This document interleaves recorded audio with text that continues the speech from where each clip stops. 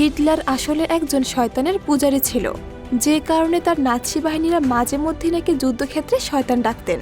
এই ঘটনার কোনো বাস্তব প্রমাণ আছে কিনা তা জানা নেই, কিন্তু এই মুভিটি তেমনই একটি গল্পকে কেন্দ্র করে তৈরি করা হয়েছে, যেখানে শত্রুপক্ষ এমন একটা বিল্ডিংয়ে ফেসে যায় যেখানে রয়েছে অসংখ্য আত্মারা, আর তারা ফিরে এসেছে প্রতিশোধ নেওয়ার জন্য। কিন্তু তারা আসলে কাদের উপরে প্রতিশোধ নিতে চায়?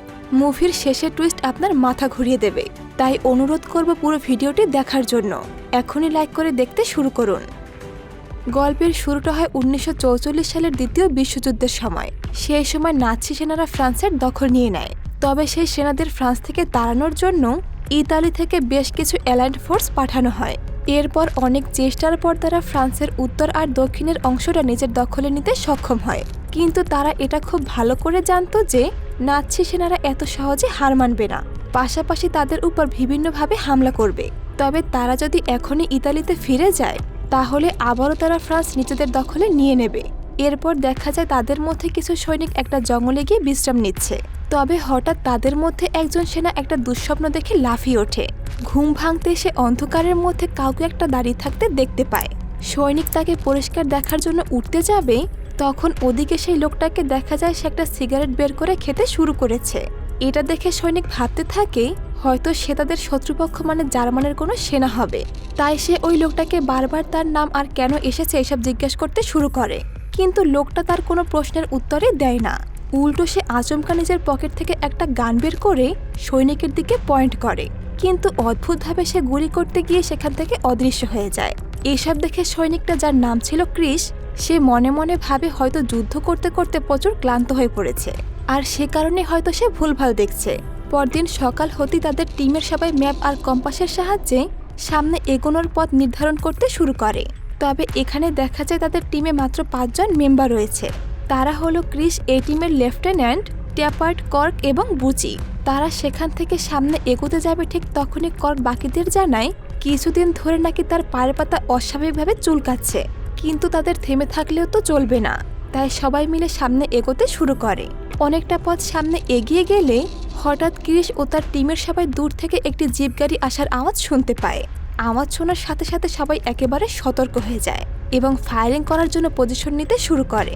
তবে ফায়ারিং করার আগেই দেখা যায় সেই জিপটা সামনে গিয়ে মাইন্ড ব্লাস্ট করে পুরো গাড়িটাই উড়ে যায়। এরপর তারা সবাই সেই গাড়িটার কাছে আসে। তবে সেখানে এসে তারা দেখতে পায় এটা তো জার্মান সেনাদের গাড়ি ছিল।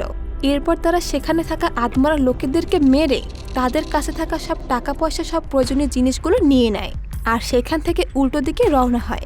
এভাবে তারা পাহাড়ের সেই দুর্গম পথে এগিয়ে যাচ্ছিল। তবে বেশ কিছু দূর গেলে তারা অনুভব করে যেন দূর থেকে বিশাল লোকজন তাদের দিকে ধেয়ে আসছে। তবে তারা পজিশন নিয়ে ফায়ারিং করতে গেলে দেখতে পায় তারা তো কোনো জার্মান সেনা নয়, এরা হলো জার্মানদের হাত থেকে বেঁচে আসা কিছু ফরাসি লোকজন। তাদের মধ্যে আহত এক মহিলা আর তার ছোট ছেলেকে দেখে ক্রিস তাদের নিজের জ্যাকেট আর সেই জার্মান সেনাদের থেকে পাওয়া টাকা পয়সাগুলো দিয়ে দেয়। এরপর তারা আবারও সামনের দিকে এগোতে শুরু করে। এরপর একটা জনবসতিতে এসে দেখতে পায় সেখানকার সব ঘরবাড়িগুলো আগুনে দাউ দাউ করে জ্বলছে, আর বেঁচে থাকা লোকেরা তাদেরকে দেখতে পেয়ে দরজা জানালা বন্ধ করে পালিয়ে যায়। পরদিন তারা শেষমেশ নিজেদের গন্তব্যে এসে পৌঁছে যায়। আসলে এই বিশাল প্রাসাদটা ছিল আগে জার্মানদের ঘাঁটি বা আস্তানা, তবে এখন তাদের কোনো চিহ্ন নেই। এখন তাদেরকেই এই জায়গাটা পাহারা দিতে হবে। মূলত এখানে থাকা আগের সেনারা হেডকোয়ার্টারে খবর পাঠিয়েছিল যে তারা এখন আর এই প্রাসাদে থাকতে পারছে না। এটা শোনার পর হেডকোয়ার্টার থেকে ক্রিস ও তার টিমকে এখানে পাঠানো হয়েছে। ক্রিসদের ভেতরে ঢুকতে দেখে আগে থেকে সেখানে পাহারায় থাকা সৈন্যরা দ্রুত তাড়াহুড়ো করে সেই প্রাসাদ থেকে পালিয়ে যায়। তাদের এমন আচরণ দেখে ক্রিসের বেশ সন্দেহ হয়, কারণ ওখান থেকে পালিয়ে যাওয়া সৈন্যদের চোখে মুখে অদ্ভুত ভয় ছিল। এমন মনে হচ্ছিল যে তারা এখান থেকে বেরোতে পারলেই মুক্তি পাবে। তবে আশ্চর্যের বিষয় হলো এত বিশাল প্রাসাদ, তার উপর এখানে খাবার দাবারের কোনো অভাব নেই। তারপর তারা কেনই বা এখান থেকে পালানোর জন্য মরিয়া হয়ে উঠেছে? কি এমন করেছে? কি এমন রহস্য লুকিয়ে আছে তাদের এই তাড়াহুড়োর পেছনে? সেনারা ক্রিসদের কিছু না বলে দ্রুত সেখান থেকে চলে যায়। সেনারা যাওয়ার পরে ক্রিসের টিম পুরো প্রাসাদটা ভালো করে পর্যবেক্ষণ করতে শুরু করে। তবে বাড়িটি ছিল কেমন যেন অদ্ভুত টাইপের। ঘরের মধ্যে অদ্ভুত সব নখের আঁচড়ের দাগ দেখা যাচ্ছিল, যেন কেউ নখ দিয়ে আঁচড়ে ফ্লোরের এমন হাল করেছে। এমন মনে হচ্ছিল যেন এখানে কোনো কিছু পোড়ানো হয়েছিল, তার জন্য এমন দাগ হয়েছে। সেই সাথে ঘরে নানা ধরনের পুতুল সাজানো ছিল, যেগুলো দেখতেই এক গা ছমছমে ব্যাপার রয়েছে। এরই মধ্যে বুচিকে দেখা যায় সে সিগারেট মুখে নিয়ে আগুন জ্বালানোর চেষ্টা করছে, কিন্তু কিছুতে সে আগুন ধরাতে পারছে না। এরই মধ্যে সে হঠাৎ পেছন থেকে এক অদ্ভুত আওয়াজ শুনতে পায়। সে আওয়াজ শুনে যখন পেছনে তাকায়, কিন্তু অদ্ভুত ব্যাপার হলো সে পেছনে কাউকেই দেখতে পায় না। সে আবার ভাবতে থাকে হয়তো শত্রুপক্ষের কেউ লুকিয়ে আছে, তাই সে আস্তে আস্তে পেছনের দিকে যেতে শুরু করে। সেখানে সে একটা বন্ধ ঘর দেখতে পায়। তার মনে হয় আওয়াজটা ওই ঘর থেকেই আসছে, কিন্তু অনেক চেষ্টা করলে কিছুতেই ওই দরজাটা খুলতে পারে না। আসলে দরজাটা ভেতর থেকে বন্ধ ছিল। এসব দেখে বুচি সেখান থেকে চলে যায়, আর অদ্ভুত ব্যাপার হলো বুচি যেতেই সে দরজাটা খুলে যায়। এরপর সন্ধ্যা হলে সবাই মিলে চিমনিতে কাঠ দিয়ে আগুন পোহাচ্ছিল। তবে হঠাৎ তারা উপর থেকে অদ্ভুত সব আওয়াজ আসতে শুনতে পায়। আওয়াজ শুনে সবাই নিজেদের অস্ত্র হাতে সতর্ক হয়ে যায়, কারণ যে কোনো সময় জার্মান সেনারা তাদের উপরে আক্রমণ করতে পারে। আওয়াজটা কোথা থেকে আসছে তা দেখতে সবাই বন্দুক হাতে উপরে চলে আসে। তবে তখনও তারা সেই অদ্ভুত আওয়াজ শুনতে পাচ্ছিল। ক্রিস আর কার্ক দুজন একসাথে একটা ঘরে প্রবেশ করে। সেই ঘরে প্রবেশ করতে ভেতরে আরো একটা দরজা দেখতে পায়। সেটার কাছে যেতেই হঠাৎ করে সেই দরজাটা আপনি আপনি খুলে যায়। এতে ক্রিস আর কার্ক ভীষণ ঘাবড়ে যায়। তবে দরজা খুলতেই তারা সামনে একটা বিশাল পর্দা দেখতে পায়। সেই পর্দাটা সরাতে সেখানে আরো একটা পাতলা পর্দায় কারো গলায় দড়ি দিয়ে ঝুলতে দেখা যায়। কিন্তু আচমকা বাতাসে পর্দাটা উড়ে যেতেই তারা সামনে আর কিছুই দেখতে পায় না। এরই মধ্যে হঠাৎ পেছন থেকে কিছু আওয়াজ ভেসে আসতে শুরু করে। ক্রিস আর কার্ক পেছনের দিকে রান্নাঘরে আসলে সেখানে উজিনকে দেখতে পায়, আর এই আওয়াজগুলো উজিনই করছিল। কিন্তু এতে তাদের কিছুটা সন্দেহ হয়, কারণ একটু আগেই তো উজিন তাদের সাথেই ছিল, আর সে এই আওয়াজ শুনে আশেপাশে দেখতে গিয়েছিল।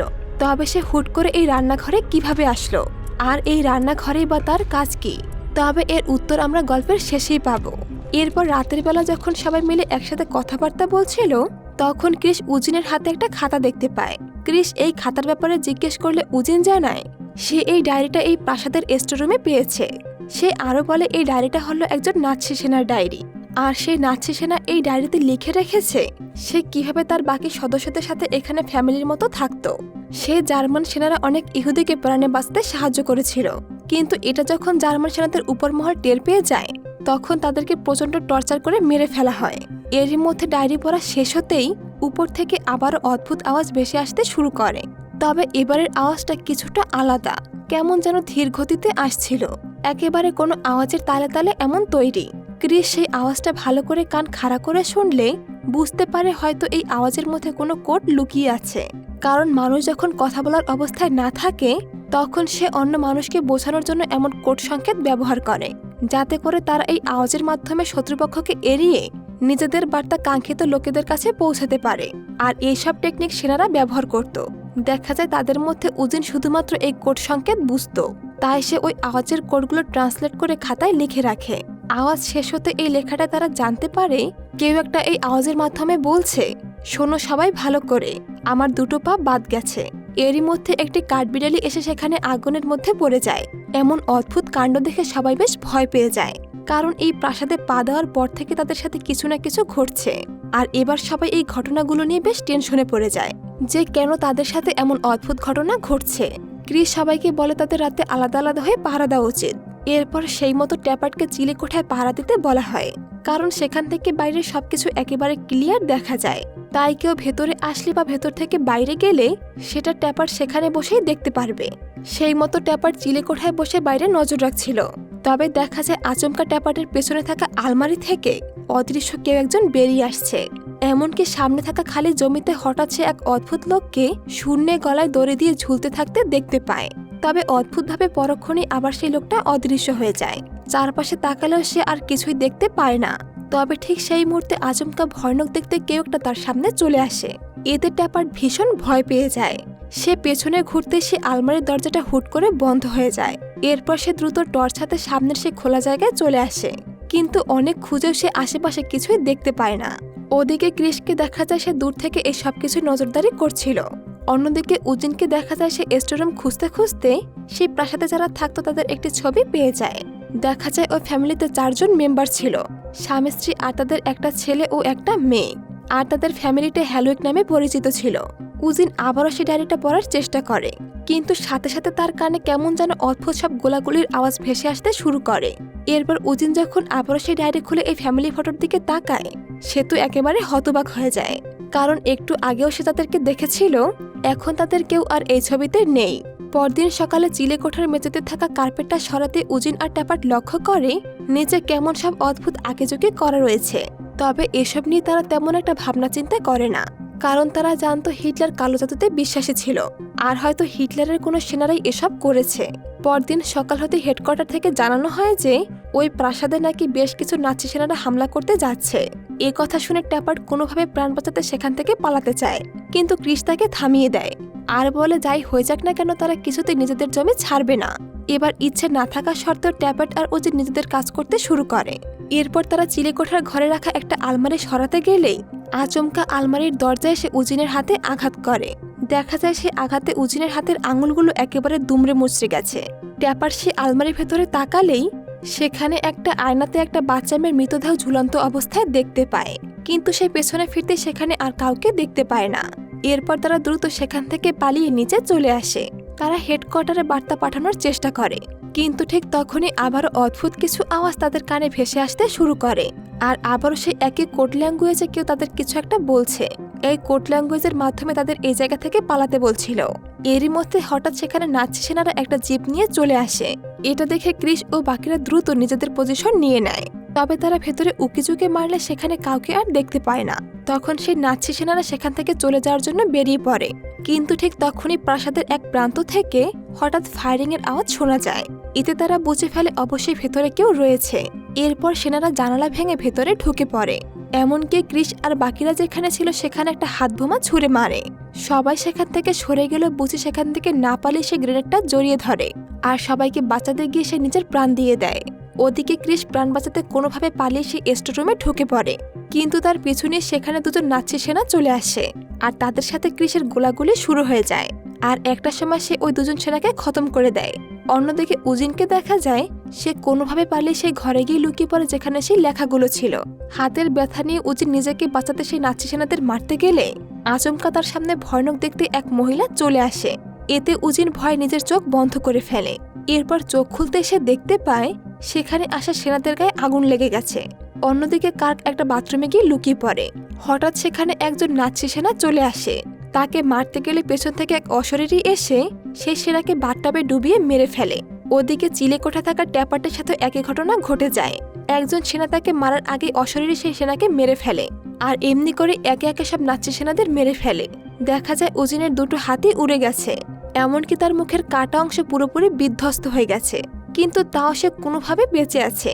এটা দেখে তাদের কাছে থাকা এক বিশেষ ব্যথার ইনজেকশন তারা উজিনকে দিয়ে দেয়। এরপর উজিন সবাইকে জানায় সে হ্যালোইক ফ্যামিলির ডায়েরি পড়ে জানতে পেরেছিল সেখানে ওই ফ্যামিলির লোকেদের যেভাবে মারা হয়েছিল একটু আগে তাদের আত্মারাও ঠিক সেভাবেই নাৎসি সেনাদের মেরে ফেলেছে। এর মানে সে হ্যালোইক ফ্যামিলির লোকেরা আত্মা হয়ে এখনো এই প্রাসাদে ঘুরে বেড়াচ্ছে। এরপর ক্রিস বাথটাবে গেলে সেখানে থাকা বাথটাবের দিকে বেশ কিছুক্ষণ তাকিয়ে থাকে। হঠাৎ সে তার পেছনে কাউকে একটা দাঁড়িয়ে থাকতে দেখতে পায়, কিন্তু পেছনে ফিরতে সে কাউকে দেখতে পায় না। ক্রিস সেখান থেকে বেরোতে গেলে হুট করে কেউ একজন তাকে সে বাথটাবে টেনে নেয়। সেই মুহূর্তে ক্রিস তিনজন লোকে হাতে স্ক্রুড্রাইভার নিয়ে দাঁড়িয়ে থাকতে দেখতে পায়। ক্রিস বাঁচার জন্য পানির নিচে ছটফট করতে শুরু করে। তবে ঠিক সেই মুহূর্তে উজিনের ঝাঁকুনিতে ক্রিসের ঘুম ভেঙে যায়। তার মানে সে এতক্ষণ স্বপ্ন দেখছিল। এরপরই দেখা যায় অসুস্থ উজিনের জ্ঞান ফিরে এসেছে আর সে চিৎকার করে বাকিদেরকে বলছে, তোমরা যা কিছু দেখেছো তা কিছুই সত্যি না, তোমরা ভুল দেখেছো। আমি সব সত্যি বলছি, আমার কথাগুলো তোমরা সবাই মনে রেখো। এ কথা বলার পরে উজিন প্রাণত্যাগ করে সেখানে শিথিল হয়ে পড়ে। সবাই চিন্তায় পড়ে যায় যে কেন উজিন চিৎকার করে এসব কথা বলছিল। এসব ভেবে এখন কেউ আর এই প্রাসাদে থাকতে চায় না। সবাই ক্রিসকে এখান থেকে যাওয়ার কথা বলতে থাকে, কিন্তু ক্রিস বাকিদের বলে, তোমাদের তো জানাই আছে, যদি আমরা এভাবে দায়িত্ব ছেড়ে পালিয়ে যাই তাহলে আমাদের সবার জেল হয়ে যেতে পারে। আর তোমরা কি এখন বাকি জীবন জেলে কাটাতে চাইছো? ওদিকে উজিন এতদিন যে ডায়েরিটা পড়ছিল সেটা ক্রিস খুলতেই দেখতে পায় সেখানে তো কোনো শব্দই লেখা নেই। সে কিছুতেই বুঝতে পারছিল না যে এতদিন উজিন যে ফ্যামিলি সম্পর্কে বলেছিল সেগুলো কি সব মিথ্যে। ক্রিস এই ব্যাপারে কার্ককে জিজ্ঞেস করলে সে এই কথাটা এড়িয়ে যায়। উল্টো সে ক্রিসকে বলে, এই ডায়েরিতে জার্মান ভাষায় কিছু একটা লেখা আছে, তাই হয়তো তুমি সেগুলো বুঝতে পারছো না। কিন্তু এটা কি করে হতে পারে? ক্রিস বুঝতে পারছিল না যে কি রহস্য রয়েছে এই ডায়েরিতে। তবে সে আর কিছু জিজ্ঞেস না করে সবাইকে নিয়ে সেখান থেকে বেরিয়ে পড়ে। তবে যাওয়ার পথে ঘটে অদ্ভুত এক ঘটনা। তারা আসার পথে যা যা দেখেছিল সব একই রকম, যেন সেই একই জায়গা, সেই জার্মান সেনাদের জিপ এগিয়ে যাওয়া। তাদের জিপের ব্লাস্ট, এমনকি সেই ইহুদিদের পালিয়ে যাওয়া, এই সবকিছুই যেন আবারও বারবার তাদের চোখের সামনে ভাসতে শুরু করে। এমন মনে হচ্ছিল তারা সবাই যেন একটা টাইম লুপের মধ্যে আটকা পড়েছে। এরপর রাত হলে সবাই যখন একটা জায়গায় শুয়েছিল, তখন হঠাৎ ট্যাপার একটা দুঃস্বপ্ন দেখতে পায় যে কেউ একটা তার গলায় ফাঁসি দিয়ে ঝুলিয়ে দিচ্ছে। ঘুম ভাঙতে সে দেখতে পায় তার পাশে কেউ একটা আঙুল দিয়ে মাটিতে ভ্যাক্টুলাক নামটা লিখে গেছে। ভ্যাক্টুলাক নামটা দেখে সবারই কেমন যেন চেনা চেনা লাগছিল, কিন্তু কেউ ঠিক করে মনে করতে পারছিল না যে তারা সেটা কোথায় শুনেছে। ধীরে ধীরে তারা বুঝতে পারে তারা যতই এগিয়ে যাক না কেন, তারা কিছুতেই এই এলাকা ছেড়ে বেরোতে পারছে না। তারা যতই সামনে যাক না কেন ঠিক সেই একই জায়গায় ঘুরপাক খাচ্ছে। এবার কোনো উপায় দেখতে না পেয়ে বাধ্য হয়ে আবারও তারা সেই প্রাসাদে ফিরে আসে। ক্রিস বলে হয়তো এই হ্যালোইক ফ্যামিলির লোকেদের বডিগুলো এই প্রাসাদের কোথাও একটা লুকিয়ে আছে, হয়তো তাদের দেহ সৎকার করলে তারা মুক্তি পাবে, তাই আমাদের তাদের দেহ সৎকার করতে হবে। এরপর ক্রিস তাদের আশেপাশে পাউডার ছিটিয়ে দেয়, যাতে কোনো আত্মা হেঁটে গেলে তারা সেটা বুঝতে পারে। দেখা যায় ঠিক সেটাই হয়। কিছু সময় পরে সেই পাউডারের উপর কোনো এক আত্মার পায়ের ছাপ পড়তে থাকে, আর সেই পায়ের ছাপটা ক্রিসের দিকে এগিয়ে আসছিল। ভয়ে ক্রিস নিজের চোখ বন্ধ করে ফেলে, তবে কোনো আওয়াজ না পেয়ে যখন সে সাহস করে নিজের চোখ খোলে, তখন সামনে এক ভয়ানক মহিলাকে দেখতে পায়। অদ্ভুতভাবে ক্রিস ছাড়া আর কেউ সে মহিলাকে দেখতে পাচ্ছিল না। সেই অশরীরী মহিলা ক্রিসকে টানতে টানতে প্রাসাদের বাইরে নিয়ে যেতে শুরু করে। ক্রিসকে বাঁচাতে ট্যাপার্ড গুলি করে, কিন্তু এতে কি আর আত্মা মারতে পারবে? ক্রিসকে টানতে টানতে সেই আত্মা প্রাসাদের বাইরে একটা ছোট ঘরে নিয়ে যায়। বাকিরাও ক্রিসের পিছু নিয়ে সেখানে চলে আসে, তবে তারা সবাই সে ঘরে ঢোকার সাথে সাথেই তাদের মাথা কেমন যেন ঝিমঝিম করতে শুরু করে। তারা কেউ যেন কিছু ঠিক করে দেখতে পাচ্ছিল না, আর নিজেদের অজান্তে তারা এক অদ্ভুত দৃশ্য দেখতে পায়, যেখানে একটা ছোট ঘরে কটা হিজাব পরা মহিলা চিৎকার করে কাঁদছে, আর হুট করে এক ভয়ানক ব্লাস্ট। তবে অনেক কষ্টে তারা নিজেদের সামনে বাড়ির ভেতরে প্রবেশ করে। সেখানে তারা ক্রিসকে বসে থাকতে দেখতে পায়। ক্রিস তখন বাকিদের দেখায় যে ওই ঘরের সিঁড়িতে ওই ফ্যামিলির সবার লাশগুলো পড়ে আছে। এরপর তারা সবাই মিলে সেই লাশগুলো বাইরে বের করে আনে কবর দেওয়ার জন্য। তবে লাশগুলো কবর দিতেই প্রাসাদে থাকা ট্যাপার্ড আবারও হ্যালোইক ফ্যামিলির সেই মহিলাকে দেখতে পায়।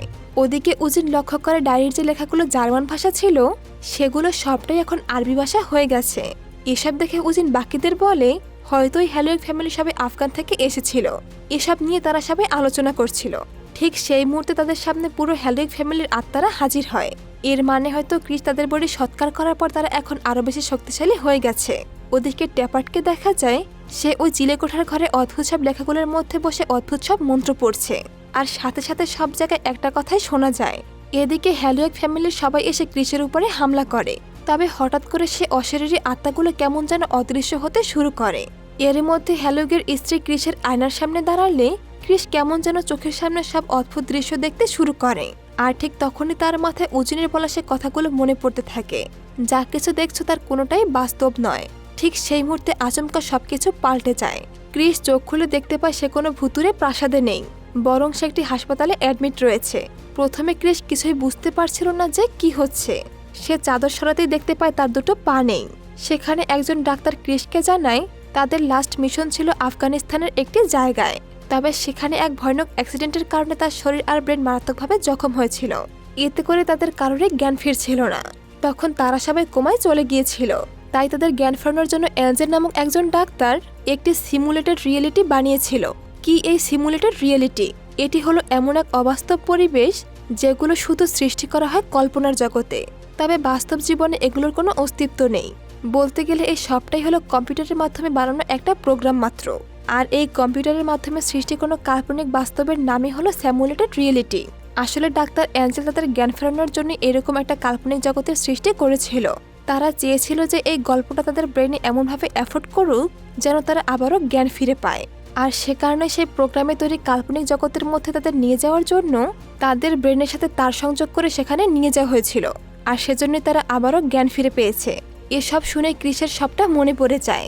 আসলে তারা সবাই হলো আমেরিকান সেনা, আর তাদের সাথে কথা হয়েছিল যে তাদেরকে আইএস জঙ্গিদের থেকে বাঁচিয়ে তারা তাদেরকে কাবুলে পৌঁছে দেবে। কিন্তু আইএস খবর পেয়ে তারা আগে সেখানে চলে আসে, আর কাল্পনিক জগতে তারা যে ফ্যামিলিকে দেখেছিল ঠিক সেইভাবে এই ফ্যামিলির সে ছেলে মেয়ে দুজনকে জলে ডুবিয়ে আর গলায় দড়ি দিয়ে মেরে ফেলা হয়েছিল, আর সেই লোকটাকে গায়ে আগুন লাগিয়ে জীবন্ত মেরে ফেলেছিল। ক্রিসরা সেখানে থাকলেও কিছু করতে পারেনি। সংখ্যায় কম থাকায় তারা লুকিয়ে পড়েছিল। তাদের চোখের সামনে এমন ভয়ানক মৃত্যু দেখে তারা চুপ হয়েছিল। আইএস চলে যেতেই তারা বাইরে বেরিয়ে আসে, কিন্তু নিজের ফ্যামিলিকে হারিয়ে হ্যালোইগের স্ত্রী একটা টাইম বোমা হাতে চিৎকার করতে করতে বাইরে দৌড়ে আসে, আর ঠিক সে সময় ওই টাইম বোমাটা ফেটে যায়। এতে করে ক্রিস ও তাদের সবাই ব্লাস্টের কারণে ছিটকে পড়ে যায়। আর বুচি যে কিনা কাল্পনিক জগতে সবাইকে বাঁচাতে বোমার উপরে ঝাঁপিয়ে পড়েছিল, ঠিক সেভাবেই ওই মহিলাটিকে বাঁচাতে সে নিজেই ওই বোমার উপরে ঝাঁপিয়ে পড়েছিল। এতে করে ক্রিসের টিমের কেউ হাত, কেউ পা, আবার কেউ নিজের চেহারা হারিয়ে ফেলেছে। তবে তাদের মধ্যে উজিনের জ্ঞান সবার আগে ফিরে এসেছিল, কিন্তু নিজের এমন ভয়াবহ চেহারা দেখে সে নিজের প্রাণ হারিয়ে ফেলে। এসব মনে করতে ক্রিসের কাছে সবকিছু ক্লিয়ার হয়ে যায়। আর এবার তারা বুঝতে পারে সিমুলেটেড রিয়েলিটি যে কোডটা পাঠাচ্ছিল সেটা ছিল তাদেরই মনের কথা। আর কাল্পনিক জগতে কার্কের যে পাজল কাজ ছিল, আর সেটা তার পোড়া জায়গার ক্ষত শুকানোর জন্য হচ্ছিল, কারণ তাদের ব্রেন বারবার বাস্তব দুনিয়ায় ফিরতে চাইছিল। আর তারা তাদের বাঁচাতে গিয়েছিল। তাদের ফ্যামিলি আফগানি হওয়ার কারণে সেই ডায়েরির লেখাগুলো পরবর্তীতে আরবি হয়ে গিয়েছিল। এমনকি তারা বাস্তব জগতে যেভাবে বিশ্রাম নিচ্ছিল, হাসপাতালেও ঠিক সেভাবেই শুয়েছিল। এর মধ্যে ক্রিস বলে, নিশ্চয়ই কিছু ভুল হচ্ছে। আমরা যে কাল্পনিক জগতে ছিলাম সেখানে তো আমাদের সাথে বারবার ভৌতিক ঘটনা ঘটছিল। আপনারা কি সিমুলেট রিয়েলিটির মধ্যে এমন কিছু করেছিলেন? তাছাড়া এই ভ্যাক্টুলার শব্দের মানেই বা কি? এই কথা শুনে ডাক্তার অ্যাঞ্জেল চমকে যান আর বলেন, আমি তো সেই কাল্পনিক জগতে শুধুমাত্র যুদ্ধের সিন ক্রিয়েট করেছিলাম। আমি তো সেখানে কোনো ভৌতিক কাহিনী অ্যাড করিনি। এমনকি আমি তো এই ভ্যাকুলার শব্দটা আগে কখনোই শুনিনি। তোমরা সবাই তো অজ্ঞান অবস্থায় নামটা বারবার বলে যাচ্ছিলে। এরপর যখন তারা ইন্টারনেট চেক করে তখন জানতে পারে ইসলামে ভ্যাকুলাট হলো একটি অভিশপ্ত নাম। আর যখনই তারা সেই শব্দটা বলে তখন আশেপাশের লাইটগুলো কেমন যেন জ্বলতে নিভতে শুরু করে। আর আবারও ক্রিস সে কাল্পনিক জগতে সেই ফ্যামিলিকে দেখতে পায়। এসব দেখে ক্রিস বলে ওঠে, এর মানে এখন আমরা অভিশপ্ত হয়ে গেছি। এমনকি অজ্ঞান থাকা অবস্থায় আমাদের সাথে সে অভিশপ্ত ফ্যামিলির আত্মারাও ঢুকে পড়েছে। এখন আমাদেরকে আবারও সে কল্পনার জগতে যেতে হবে, আর সেখানে গিয়ে ওই আত্মাদের থেকে ক্ষমা চাইতে হবে, নয়তো ওরা আমাদের কাউকে ছাড়বে না। আমাকে যেভাবেই হোক না কেন আমার বাকি সাথীদেরকে বাঁচাতে হবে। ক্রিসের এসব কথা শুনে সেখানে থাকা একজন ডাক্তার আবারও তাকে সে জগতে ফিরিয়ে দেয়, কিন্তু সে বারবার বলে যাচ্ছিল, তুমি যদি আবার সে কাল্পনিক জগতে ফিরে যাও তাহলে কিন্তু তুমি তোমার আগের সব স্মৃতি ভুলে যাবে। ততক্ষণে ক্রিস আবারও সে কাল্পনিক জগতের মধ্যে প্রবেশ করেছে। তবে সে ওই কাল্পনিক জগতে গেলেও বাস্তবে ওসব ঘটনাগুলো তার চোখের সামনে ভাসছিল। আর আবারও ঠিক একই জায়গায় ক্রিসের ঘুম ভেঙে যায়, যেখানে মুভির শুরুতে ক্রিস ও তার সাথীরা একসাথে বিশ্রাম নিচ্ছিল। আর ঠিক একইভাবে ঘুম ভাঙতেই সে তার সামনে সেই অচেনা লোককে সিগারেট খেতে দেখতে পায়। আর একইভাবে বলে ওঠে, কি আপনি এখানে কি করছেন? এর মানে প্রথমে যা যা হচ্ছিল আবারও সবকিছু রিপিট হবে। আর এরই সাথে এই মুভিটি এখানে শেষ হয়ে যায়। তো বন্ধুরা, কেমন লাগলো আজকের এই মুভিটি তা কমেন্ট করে জানিয়ে যেতে ভুলবেন না। আর কোন ধরনের মুভির ভিডিও আপনারা দেখতে পান তা কমেন্ট করে জানিয়ে যাবেন। ফিরে আসবো আবার কোনো ভিডিও নিয়ে। খোদা হাফেজ।